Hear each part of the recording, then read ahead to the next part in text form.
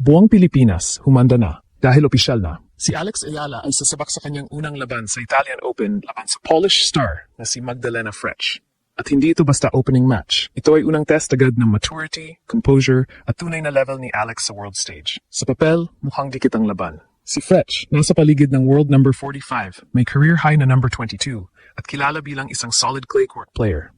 May experience siya. Marunong siya sa mahabang rallies. Marunong siya mag-adjust sa mabagal na surface. Sa madaling salita, hindi siya basta-basta kalaban.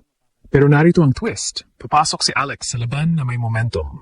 Matapos ang kanyang pag-akyat pabalik sa top 40 range, dala niya ngayon ang confidence ng isang player na muling nakakahanap ng rhythm. Ang training niya sa clay, kabilang ang preparation sa elite environment at Rome sessions, ay malinaw na nagbubunga. Hindi siya papasok bilang underdog na walang laban. Papasok siya bilang contender na kayang sumabay. First meeting ito.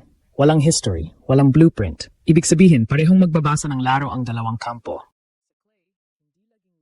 At dito nagiging exciting ang laban. Dahil kung sino ang unang maka-adjust, siya ang may edge. At kung ipapakita ni Alex ang kanyang bagong composure at discipline, posibleng hindi lang siya manalo, posibleng gulatin niya ang buong Europe. Ito ang klase ng laban na hindi dapat minamaliit. Dahil ang match na ito laban kay Magdalena Frech ay hindi lang round 1 sa Italian Open, ito ay isang malaking checkpoint sa evolution ni Alex bilang isang elite-level competitor. Unahin natin ang kalaban. Si Frech ay hindi flashy na superstar, pero siya ang tinatawag na dangerous professional. Yung tipong hindi ka bibigyan ng libreng puntos. Yung bawat rally, kailangan mong paghirapan.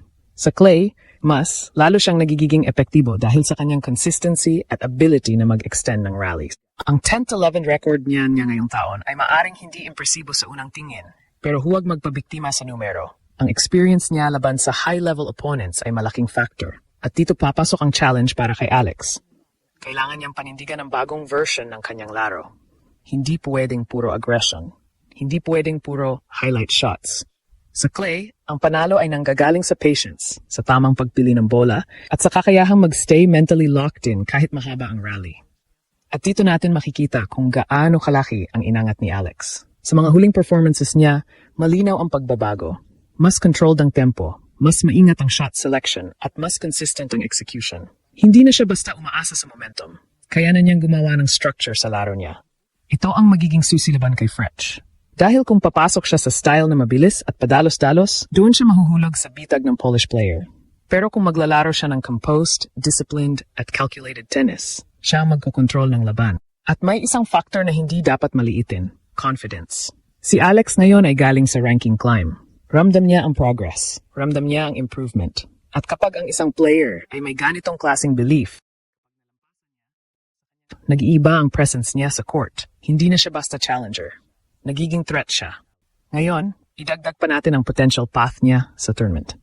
Kung malalampasan niya si Frech, posible niyang makaharap ang mas mataas na ranked players sa susunod na rounds, kabilang ang mga elite names sa draw. Ibig sabihin, ang laban na ito ay hindi lang tungkol sa round 1. It sets the tone for everything that follows. At dito nagiging critical ang moment.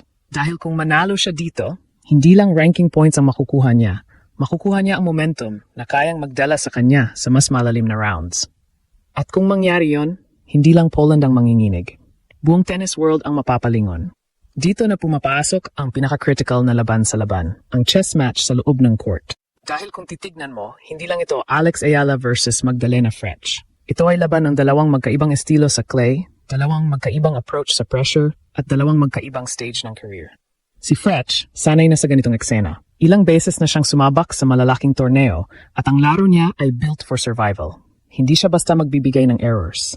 Ang bawat bola ibabalik niya. Ang bawat rally pahabain niya. Ang goal niya ay simple. Pagurin ka, pilitin kang magkamali at hintayin ang opening. Classic clay court mentality. Pero dito papasok ang bagong version ni Alex. Kung dati, ang instinct niya ay tapusin agad ang punto, ngayon mas marunong na siyang mag-control ng pace. Mas kayanan niyang sumabay sa mahabang rally. At higit sa lahat, mas marunong na siyang pumili kung kailan aatake. At iyon ang magiging X-factor sa laban na ito. Kasi laban kay Frech, hindi sapat ang talent. Kailangan ng disiplina. Kung mapipilitan si Alex na mag-overhit, doon papasok ang Polish trap. Pero kung mapapanatili niya ang composure, kung kaya niyang i-match ang patience ni Frech, habang unti-unting hinahanap ang tamang pagkakataon, doon siya magkakaroon ng control. At may isa pang layer, ang serve. Sa clay, hindi laging lethal ang serve, Pero ito ang nagsiset ng tone ng rally. Kapag consistent ang first serve ni Alex at maayos ang placement, may iwasan niya ang immediate pressure. Pero kapag bumaba ang percentage, doon papasok ang aggressive returns ni Fretch at magsisimula ang grind. Kaya ang laban na ito, hindi lang sa rallies mananalo, sa unang 2 bola pa lang, may laban na agad. Ngayon, pag-usapan natin ang mental side. Ito ang pinakadelikadong bahagi para sa kahit sinong young player. First round, big tournament, mataas ang expectations, at kalaban mo, experienced. Pero ang difference ngayon, ibang Alex na ito. Hindi na siya yung player na natitinag sa pressure. Sa mga huling laban niya, makikita na kaya niyang i-hold ang composure kahit di kitang score. Kaya niyang bumawi kapag nahuhuli, kaya niyang mag-reset. At iyon ang magbibigay sa kanya ng edge. Dahil sa ganitong klaseng laban, hindi mananalo ang pinakamalakas, mananalo ang pinaka-stable. At kung mapapakita ni Alex ang stability na iyon, posibleng hindi lang niya malampasan si Fretch. Posibleng kontrolin niya ang laban mula simula hanggang dulo. Ngayon, tingnan natin ang mas malawak na epekto ng laban na ito. Dahil hindi lang ito tungkol sa isang match. Ito ay potential turning point sa season ni Alex. Kapag nanalo siya laban kay Fretch, ang impact ay agad-agad. Una, ranking points. Sa ganitong level ng torneo, bawat panalo ay may bigat. Isang round 1 win pa lang ay malaking tulong na sa kanyang goal na makabalik sa top 30. Pangalawa, confidence multiplier. Hindi lahat ng panalo pare-pareho. May mga panalo na simple lang at may mga panalo na nagbabago ng mindset ng player. At kung malalampasan niya ang isang experienced clay player tulad ni Fretch, iyon ay magiging validation na kaya niya makipagsabayan sa ganitong surface laban sa ganitong klaseng kalaban. At kapag nangyari iyon, mag-iiba ang approach niya sa mga susunod na laban. Hindi na siya papasok bilang underdog. Papasok siya bilang contender. At doon nagsisimula ang pinakadelikadong version ng isang atleta, yung may belief na kaya niya manalo laban sa kahit sino. Ngayon, tingnan natin ang potential path. Kung manalo siya sa round 1, haharap siya sa mas mataas na level ng competition.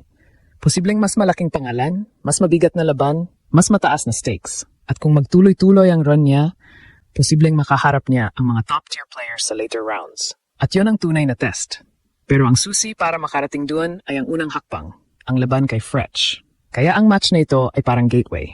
Kapag nalampasan niya, bubukas ang mas malaking oportunidad. Kapag hindi, balik sa adjustment phase. Pero base sa trajectory niya ngayon, sa kanyang ranking climb, sa kanyang improved game, at sa kanyang mental growth, malinaw na handa siya sa ganitong klaseng challenge.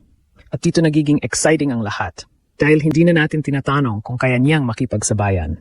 Ang tanong na ngayon ay mas direkta. Kaya na ba niyang manalo at simula ng mas malaking run? At kung ipapakita niya ang laro na pinapakita niya nitong mga nakaraang linggo, composed, disciplined, at strategic, hindi lang Poland ang manginginig. Buong draw ang mapapaisip.